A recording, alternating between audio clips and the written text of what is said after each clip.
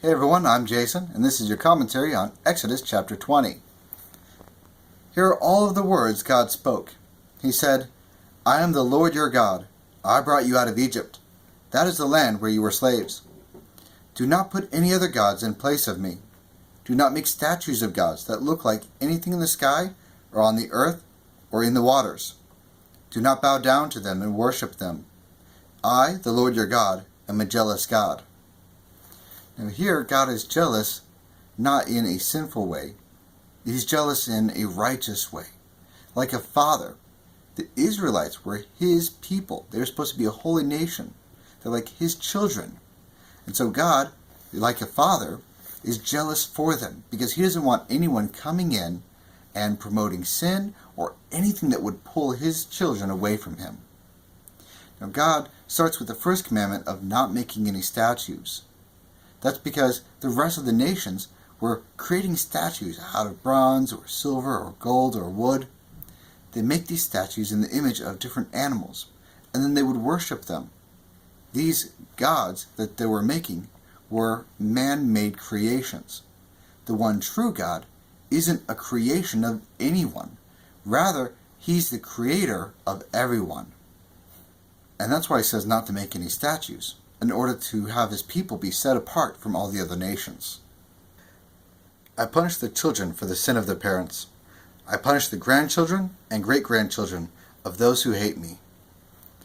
Now, this doesn't mean that God's an evil God who likes to punish children because of something that someone else did. It's actually a poor translation here. The passage, when it says punish, it actually means, in Hebrew, the perversity or the immorality of the father. That will be extended to the children, to the grandchildren, and to the great-grandchildren. We shouldn't be surprised of this.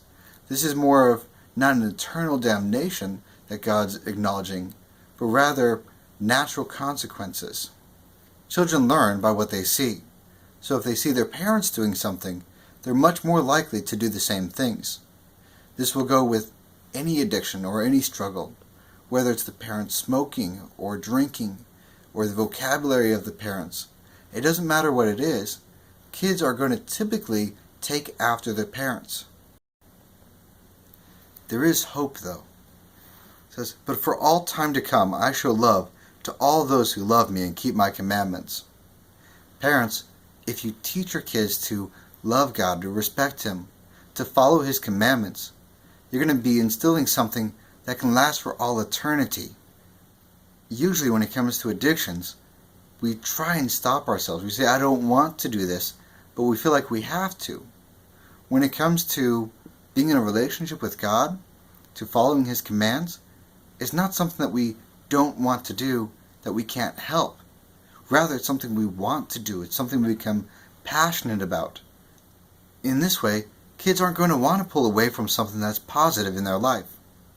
And they're going to want to pass this on to their kids, and their grandkids, and their great-grandchildren, and even further along the line. Do not misuse the name of the Lord your God. The Lord will find guilty anyone who misuses his name. This is one I hear people do all the time. They take God's name as if it's a cuss word. Would you like it if someone were to use your name as a cuss word? Or that of a close family member? Let's take it one step further. What if someone were to say, oh my Allah, or Buddha damn it? Now, I mean no disrespect, I'm just trying to make a point here that no other God's name is used so disrespectfully as the God of the Bible. The reason people feel free to do this is because they have no respect for God. Remember to keep the Sabbath day holy. Do all of your work in 6 days, but the 7th day is a Sabbath in honor of the Lord your God. Do not do any work on that day. The same command applies to your sons and daughters, your male and female servants, and your animals. It also applies to any outsiders who live in your cities. In 6 days I made the heavens and the earth. I made the oceans and everything in them, but I rested on the 7th day. So I blessed the Sabbath day and made it holy. It doesn't matter for us whether it's Friday, Saturday, or Sunday. We need to take a day out of the week just to take a break from work. God didn't need to rest. He's God. He rested as an example to us because we do need to take a break. When we do that, get away from work and spend the day focusing back on God. Honor Him with it.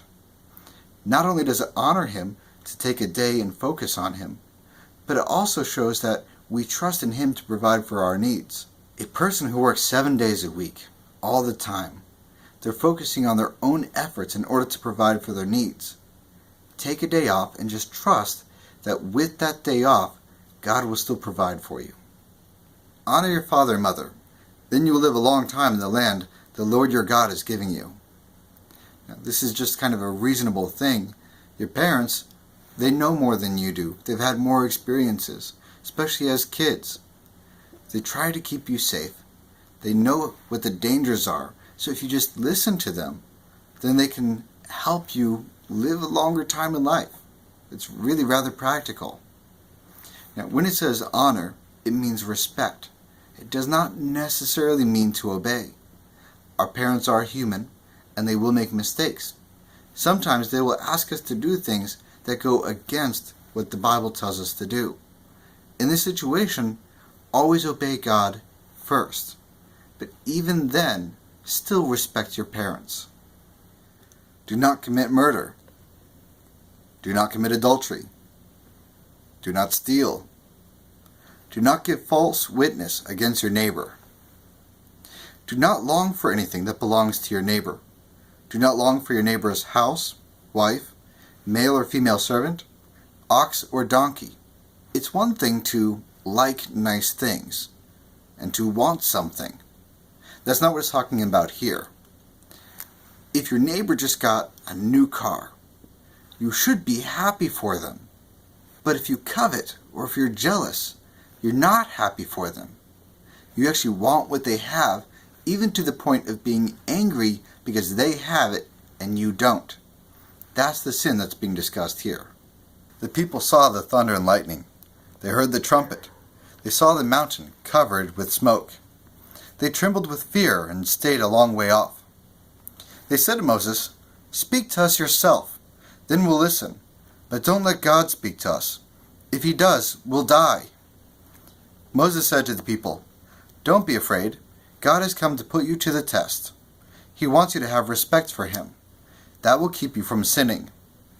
Moses approached the thick darkness where God was, but the people remained a long way off. Moses summarizes all of the 10 Commandments when he says he wants you to have respect for Him. Now, there's several ways to view the 10 Commandments.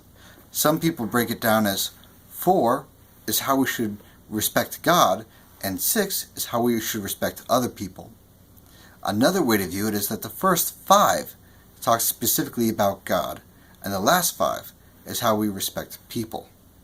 Now, in respecting people, by not murdering, not committing adultery, not stealing, not coveting, by doing those things, we in fact respect God, because those are God's people.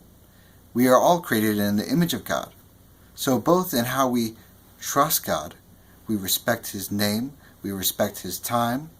When we do that, and we take care of our neighbors, we love our neighbors, both are ways for us to show our respect for the Creator. Then the Lord said to Moses, "Here's what you must tell the people of Israel. Say to them, 'You have seen for yourselves what I said to you from heaven. Do not put any other gods in place of me. Do not make silver or gold statues of them for yourselves. Make an altar out of dirt for me. Sacrifice your burnt offerings and friendship offerings on it. Sacrifice your sheep, goats, and cattle on it. I will come to you and bless you everywhere I cause my name to be honored. If you make an altar out of stones in honor of me, do not build it with blocks of stone. You will make it unclean if you use a tool on it.'" All the other nations would make their altars in their temples, something very beautiful, but they would use tools on it, and it would actually become a creation, much like the statues that they were making. The altars in the temples would be very similar. God wants to be honored. He doesn't want the creator of the altar to be honored. There's no glory for the person in having a pile of dirt. All the honor is going to go back to God. "Do not walk up steps to my altar. If you do, someone might see your naked body under your robes. The other nations, when they did the altars, they tried to make the highest altar that they could with a lot of different steps. So as you're going up to it, you would try to elevate yourself. But God says here, when you try to elevate yourself, you're just going to end up embarrassing yourself. Well, that's it for commentary on Exodus chapter 20. Thank you so much for joining me, and I'll see you guys next time.